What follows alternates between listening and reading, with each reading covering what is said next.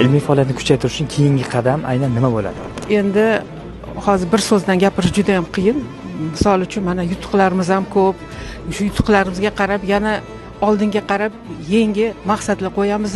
Mana shu fevral oyida mana bugun gapiriladi shu narsalar.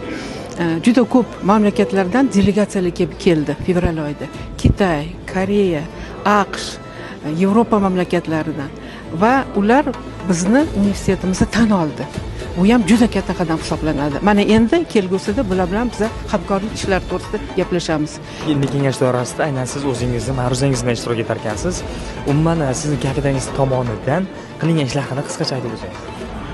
Bugungi universitetda katta ilmiy kengashda qilinadigan ma'ruzadan asosiy mavzuning nomi bu oftalmologiya kafedrasini shu yillar mobaynida 25-26 o'quv yillarida qilingan ishlari, olingan yutuqlar, kamchiliklar va shu kamchiliklarni bartaraf etish uchun mulohazalarimiz, takliflarimiz bilan o'rtoqlashamiz bugungi kengashda. Aynan talabalar uchun eng yaxshi yangilik qaysi deb o'ylaysiz?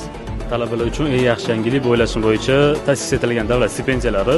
O'zim ham bu yil sohibi bo'ldim Ibn Sino davlat stipendiyasiga. Bu har bitta talaba uchun motivatsiya beradi va oldinga intilish uchun bir turtki beradi.